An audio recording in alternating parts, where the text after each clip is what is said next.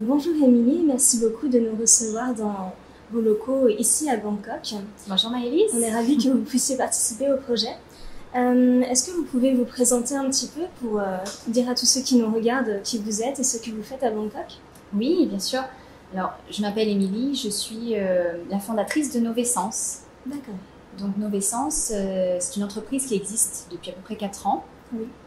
Et nous avons une marque de cosmétiques bio et de cosmétiques DIY, donc do it yourself. D'accord, Cosmétiques très bien. maison. Donc vous incitez les gens à faire eux-mêmes leurs cosmétiques et Absolument. de façon naturelle. Oui. Est-ce que vous pouvez nous expliquer un petit peu votre parcours professionnel éventuellement? Oui, oui, bien sûr. Moi, je suis en Thaïlande depuis très longtemps. Oui. Ça fait à peu près une bonne douzaine d'années. Ah oui, effectivement. Donc j'ai toujours travaillé en Thaïlande.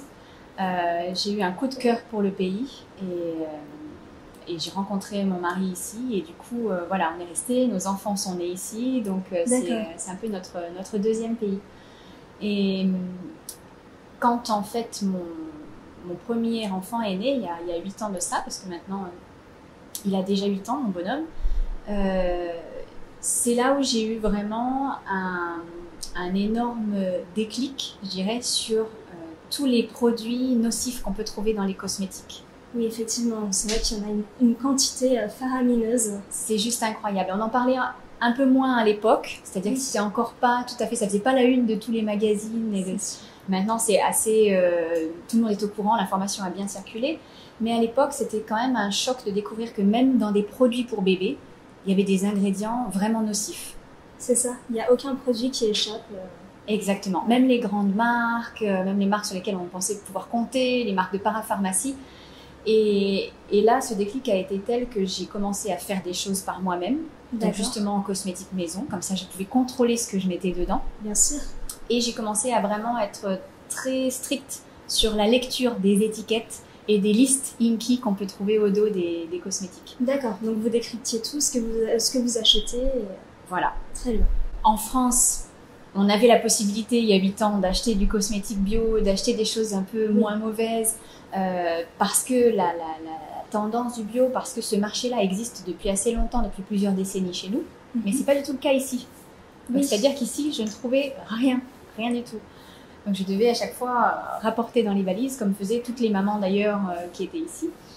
Et j'ai eu pas mal de copines qui m'ont commencé à me demander, ah bah tiens, est-ce que tu peux me faire ça aussi? Parce qu'elles voyaient que je faisais pour moi. Oui. Et en fait, je me suis dit, je suis pas la seule à avoir ce problème-là, de me dire, je trouve rien qui soit vraiment complètement safe et que je puisse utiliser sur les enfants, mais sur moi aussi et sur toute la famille. Et du coup, je me suis dit, bon, c'est le moment, je sens, j'ai envie de faire quelque chose par moi-même, j'ai envie d'avoir un projet qui me ressemble et auquel je crois. Et donc, je me suis dit, on va monter une marque avec tout un tas d'ingrédients naturels et bio. D'accord. Et justement, répondre à ce besoin-là finalement des personnes qui cherchent des matières premières nobles pour pouvoir faire des cosmétiques par elles-mêmes. D'accord, donc répondre à un besoin de produits plus naturels. Exactement. Voilà. Et en parallèle de ça, j'ai aussi décidé d'importer des marques coup de cœur. D'accord. C'est-à-dire qu'on a des très belles marques comme Beau Green, comme Naturado en Provence, comme Rosalia, qui sont des marques qui sont connues en France parce qu'elles sont des marques qui ont un fort commitment, bien sûr, qui utilisent que des bons ingrédients et qui viennent compléter l'offre qu'on peut donner en DIY. Tout le monde n'a pas forcément l'envie ou le temps de faire soi-même. C'est sûr. Donc voilà, on peut avoir d'autres produits qui sont complémentaires et qui sont prêts à l'usage. Et le but, c'était d'avoir comme ça un hub où on puisse trouver tout ce dont on a besoin en version naturelle. D'accord. Voilà. Tous les cosmétiques bio et naturels, tout maquillage. Oui, voilà. Du coup, vous nous avez expliqué un peu votre parcours, votre entreprise. Est-ce que votre conscience écologique est née de ce problème de trouver des cosmétiques plus naturels et bio, ou est-ce qu'elle était déjà là auparavant? Alors, j'ai toujours eu, parce que dans ma famille, en fait, on habitait à la campagne, et mes parents habitent toujours à la campagne d'ailleurs, donc il y a toujours eu cette culture, je dirais, du manger bien, manger sain. D'accord. Ce qui est assez facile à faire finalement quand on habite en France, parce qu'il y a quand même une offre qui est développée et à laquelle tout le monde peut avoir accès. Donc c'est vrai que j'ai toujours été sensibilisée à ça, quoi qu'il en soit. Et de toute façon, avant d'en arriver aux cosmétiques, j'étais déjà passée par l'alimentation. D'accord, donc vous mangez bio et... Oui, depuis assez longtemps, on essaye de faire attention. En Thaïlande, encore une fois, c'est très compliqué parce que, encore une fois, l'offre est pas extraordinaire en termes de... On ne sait pas forcément d'où ça vient. Exactement. Très et bien. Même un label local bio, on ne sait pas trop ce que ça vaut, quels sont les standards. Est-ce qu'il y a des standards? Voilà, il y a pas mal de questions et du coup, une crédibilité qui est assez faible. D'accord. Donc, on fait juste ce qu'on peut, je dirais, au maximum. Oui. Et après, on n'est pas certain. Voilà, en consommant local, bio, que ce soit vraiment du bio. D'accord. Donc, c'est vrai qu'ici, c'est assez difficile de trouver quelque chose qui soit très sain et très naturel. Et du coup, le déclencheur pour votre entreprise, c'était vraiment de ne pas réussir à trouver ici ce que vous souhaitiez. Oui. Non, mais c'était vraiment ça. Il y a 8 ans en Thaïlande, si on parlait de cosmétiques bio, c'était très très dur de trouver quelque chose. Effectivement. Si vous regardez maintenant, il y a quand même pas mal de marques qui sont installées et donc on trouve de plus en plus de cosmétiques bio en Thaïlande. D'accord. Parce que le marché commence justement à s'ouvrir. C'est vraiment le début. D'accord. Donc, comme en Europe, en fait, on fait du step by step. On a commencé par l'alimentaire et puis voilà, petit à petit, on va sur le marché du cosmétique aussi parce que finalement, on se rend compte que ce qu'on met sur la peau, ça passe aussi dans le corps. Bien sûr, voilà. Forcément, c'est également un organe. Exactement. Et du coup, comment vous envisagez l'avenir de Novessence ici? Parce que le secteur commence à se développer. Est-ce que vous avez beaucoup de concurrents? Alors, au niveau des concurrents, effectivement, on a des marques, comme je vous disais, bio, qui sont venues s'installer, ou même des marques locales, naturelles ou bio. Sur le secteur du cosmétique maison, non, pour l'instant, on est les seuls à faire ça. D'accord. Mais notre principal combat, je dirais, c'est par rapport à toutes les marques qui font du greenwashing. D'accord. C'est un sujet vraiment qu'on essaye de mettre au devant de la scène, de faire prendre conscience aux consommateurs que ça existe. Oui. Parce qu'en fait, on se retrouve dans une situation où on a un message à faire passer en disant que voilà, notre marque-là, elle est très committed et donc ce sont des produits vraiment naturels et bio. Mais ce message a été surexploité par finalement d'autres entreprises qui n'ont pas du tout le même niveau de commitment et qui ont utilisé ce marketing green pour vendre des produits qui ne sont pas du tout green. Voilà, qui ne correspondent pas du tout à l'éthique. Absolument pas. Et vous allez là balader dans des boutiques bio par exemple à Bangkok et vous allez voir tout un tas de produits qui ont effectivement un positionnement très naturel. Voilà. Et qui en fait, quand on lit l'étiquette derrière, ont absolument les mêmes ingrédients nocifs que vous pourriez retrouver dans un produit pas cher au supermarché. D'accord. Effectivement, le niveau d'engagement n'est pas le même et ça trompe un petit peu le consommateur qui pense complètement acheter quelque chose de bien et au final, c'est exactement la même chose. Tout à fait. Et le problème, c'est que du coup, le consommateur est un peu perdu. Bien sûr. Parce que quand on se rend compte qu'on a été dupé, c'est beaucoup plus compliqué de faire confiance la seconde fois. Forcément. Voilà. Et du coup, il n'y a pas vraiment de label bio pour les cosmétiques ici? Local, non, pas vraiment. D'accord. Et au niveau de la régulation aussi, je dirais que c'est pas vraiment strict. Hein. Moi, j'ai vu énormément de marques mettre en gros naturel. Et en fait, quand on retourne la bouteille, on se dit, mais c'est pas possible. Comment on peut avoir le droit de mettre naturel sur une bouteille en ayant ça dedans? Donc, le mieux qu'on puisse faire, enfin, à mon niveau en tout cas, parce qu'on n'est pas à une grosse échelle, c'est d'éduquer les gens et les locaux et leur montrer. Donc, on fait énormément d'ateliers, de workshops pour sensibiliser. Donc, tous les mois, tous les 2 mois, on a des ateliers de sensibilisation, c'est-à-dire pour apprendre à lire, à décrypter les étiquettes et de composition. Exactement.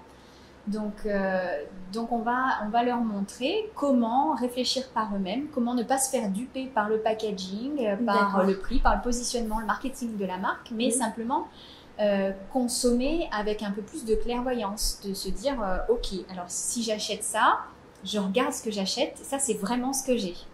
Donc c'est évidemment c'est encore à une toute petite échelle, on ne peut pas toucher tout le monde en même temps, mais je pense que si on est plusieurs à suivre le mouvement et à faire en sorte d'éduquer la population locale et de leur montrer finalement quelle est la différence entre un vrai naturel et un faux naturel, et qu'il y a plusieurs marques qui sont inscrites dans cette tendance-là, je pense que ça peut aider tout le monde, et le consommateur, et puis les gens qui font quelque chose de sérieux. D'accord, très bien.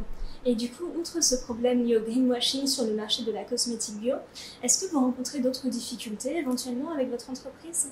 Alors, nous, on a une clientèle qui est vraiment une belle clientèle, des gens qui sont souvent très éco-friendly, qui ont envie de bien faire, de mieux consommer, un peu le mouvement slow life. D'accord. C'est principalement des expatriés. Donc, on a une clientèle principalement d'expatriés. Pourquoi? Parce que ces gens-là sont déjà sensibilisés. Oui. Ce sont des gens qui recherchent ce genre de produit, comme je pouvais être dans cette situation il y a 8 ans. Exactement. Là, on touche finalement des gens qui ont ce besoin-là. Voilà. Là, notre problématique maintenant pour Novessence, c'est comment toucher la population locale. D'accord. Donc, notre grand objectif pour les années à venir, c'est pouvoir pénétrer le marché local et finalement répondre à leurs futures demandes. Parce que pour l'instant, on est sur une toute petite niche pour le marché local, puisque les gens qui sont sensibles au naturel ou au bio sont encore dans une proportion limitée. Mais je pense que ça évolue. Et je vois que ça évolue. Et on le voit tous. C'est pour ça aussi qu'il y a de plus en plus de marques bio sur le marché. Donc, on espère... on travaille justement pour pouvoir pénétrer ce marché local. D'accord. Parce que justement, vous dites que les personnes locales ne sont pas forcément sensibilisées à la cosmétique bio. Quelle est l'image de la cosmétique bio ici à Bangkok? Je dirais que pour l'instant, c'est assez restreint, c'est-à-dire que la plupart des consommatrices en cosmétique, parce que la Thaïlande est un gros consommateur de produits cosmétiques. Exactement. Donc c'est un marché terriblement intéressant en tant que tel pour les cosmétiques. Les vrais cosmétiques bio et naturels représentent encore, je pense, une petite part de ce marché-là parce que d'une manière générale, les Thaïs sont très très tournés vers les marques. D'accord. On achète une marque plutôt qu'un produit. D'accord. Voilà, c'est l'image. C'est l'image de marque. Exactement. L'image qui est véhiculée par la marque. Et donc le produit, c'est un résultat de l'image, mais finalement, ça a moins de valeur que l'image elle-même. Ce qui n'est pas tout à fait le mode de consommation qu'on a en Europe. Et du coup, c'est pour ça aussi que c'est un double challenge pour nous, c'est-à-dire comment faire face à cette problématique-là, comment faire en sorte que la cliente s'intéresse un peu plus à ce qu'il y a dedans et un peu moins à l'image. C'est ça. Voilà. C'est difficile de combiner les deux aux yeux des Thaïlandaises, justement. Selon vous, le pays, du coup, n'est pas suffisamment sensibilisé à la thématique environnementale de façon plus globale? Complètement. C'est un vrai sujet, c'est-à-dire que là, on ne parle pas simplement de cosmétiques bio ou naturels, on parle de toute la politique environnementale et de la sensibilité environnementale pour toute la population. Je pense qu'on est encore très, très, très loin de ce qu'on pourrait faire. Il y a évidemment plein d'initiatives qui sont en route et qui vont aider, mais ce n'est pas suffisant. Il faudrait vraiment qu'on ait un coup de main de l'éducation, par exemple. Bien sûr. Au niveau des écoles, de vraiment faire quelque chose pour sensibiliser les jeunes, parce que ça commence par là. Forcément. Voilà, il faut s'attaquer au problème à la racine, c'est-à-dire voilà, informer les enfants que c'est leur terre et que c'est eux qui vont en hériter. Et donc, ils doivent en prendre soin. Et pour en prendre soin, il y a des choses qu'on peut faire, des choses qu'on ne devrait pas faire. Exactement. Et encourager et informer. Donc ça, c'est encore pas assez présent. D'accord. On aimerait beaucoup voir les choses changer. Je pense qu'avec des initiatives individuelles à droite, à gauche, comme on voit germer en ce moment en Thaïlande, on va y arriver. Ça va prendre un peu de temps. Donc c'est vrai que si les institutions ici pouvaient suivre aussi et aider, ce serait top. D'accord. Ce serait top. Parce que du coup, pour l'instant, il n'y a pas vraiment d'intervention de l'État au niveau législatif. C'est vrai que l'Asie est quand même bien tournée vers l'essor économique. Et après, quand on parle de développement durable, c'est assez marginal. Bien sûr. Pour l'instant. Mais encore une fois, moi je suis assez optimiste. Les choses peuvent changer et changer rapidement parce qu'en Asie, tout à fait. Quand Tout on change très rapidement voilà. aussi. Exactement. Donc j'ai entendu dire qu'à Hong Kong, par exemple, la tendance ces dernières années avait été terriblement green. Donc je suis très contente d'avoir entendu ça. On m'a dit ça il y a quelques semaines. Non, maintenant à Hong Kong, quand on se promène dans la rue avec un sachet plastique, on nous regarde bizarrement. Ah oui. J'ai dit, bah, c'est super. Donc voilà, peut-être qu'en Thaïlande, dans quelques années, on aura fait beaucoup de progrès. Très J'espère. bien. J'espère aussi. Ouais. Du coup, vous développez des activités qui ont le but de sensibiliser la population. Oui. Vous développez également des activités dédiées aux professionnels. Comment vous appréhendez ce marché par rapport au marché vers les consommateurs de B2C? Alors pour les professionnels, on a une offre en fait qui est aussi complètement naturelle et on essaye de leur montrer que ça peut aussi répondre aux besoins de leurs clients. D'accord. C'est-à-dire que quand on va voir un hôtel, quand on va voir un spa, on se trouve dans des situations ici en Thaïlande où on va avoir par exemple un hôtel ou un spa de luxe qui vont avoir un positionnement très haut de gamme mais qui vont utiliser des produits minables. D'accord. Donc là, on essaye de leur montrer qu'il y a des efforts qui peuvent être faits pour être justement plus en phase avec leur image, pour être plus en phase avec ce que leurs consommateurs finalement Attendez. exactement attendent ou seraient en droit d'attendre et essayer, parce qu'évidemment le coût n'est pas le même. Quand on va sur un produit qui est plein d'ingrédients nocifs, pas chers, on ne peut pas avoir la même chose en naturel au même prix. C'est sûr. Donc il faut qu'il y ait un effort financier de fait de leur côté pour pouvoir accéder à cette gamme de produits-là. Et je pense qu'on va avoir de plus en plus des oreilles attentives justement pour ce genre de produits-là et des budgets vont être débloqués pour justement être un peu plus verts, un peu plus éco-friendly, un peu plus naturel. D'accord. Donc vous vous positionnez du coup sur un positionnement haut de gamme quand il s'agit d'appréhender le marché pour les professionnels. Oui, en tout cas premium, c'est sûr. Oui. Voilà, parce que de toute façon, on ne peut pas offrir du pas cher en ayant de superbes ingrédients dedans. Bien sûr. Donc, pour l'instant, notre offre, elle est vraiment, effectivement,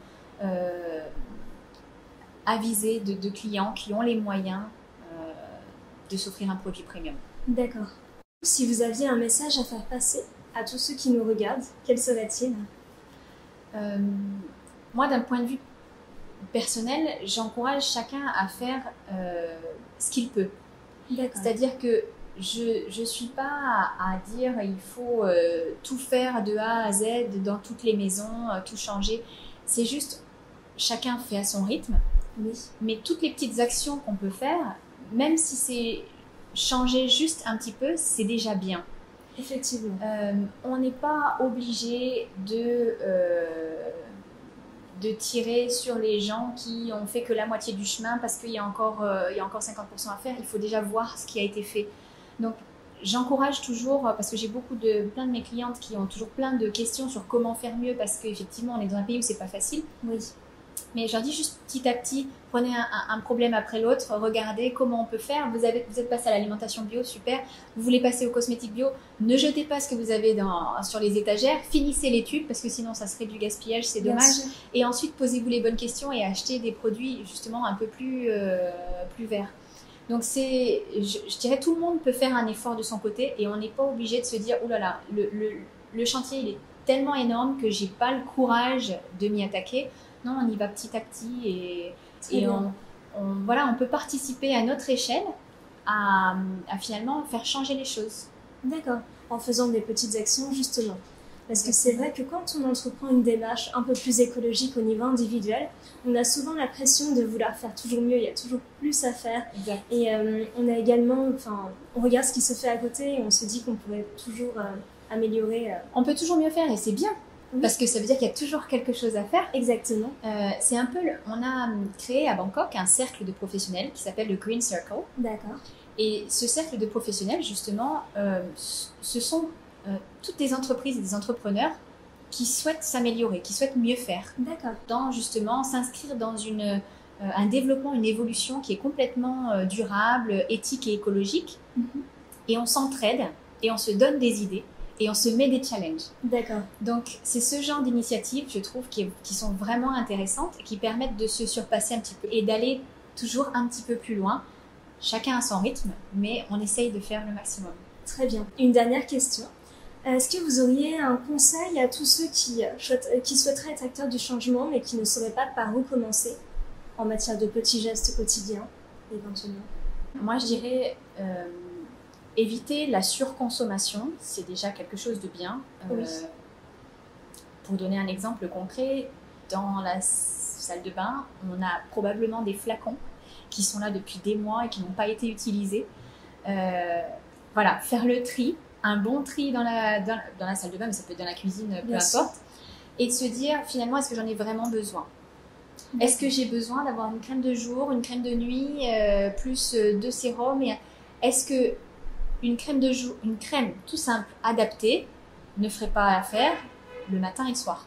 Bien sûr. Tout simplement. C'est, je dirais, consommer un petit peu différemment. Oui. Pareil pour les produits ménagers. Est-ce que j'ai vraiment besoin d'avoir 15 produits ménagers différents en fonction de l'endroit qui va être nettoyé? Ou est-ce qu'un bon produit naturel all-in-one, comme on les appelle ici, ne pourrait pas suffire pour nettoyer toute la maison?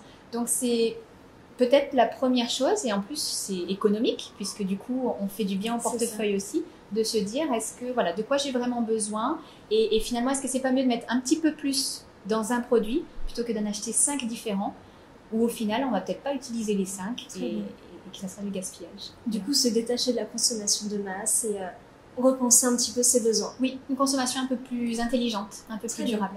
Très bien. Merci beaucoup pour cet entretien. Avec plaisir, merci Maëlys.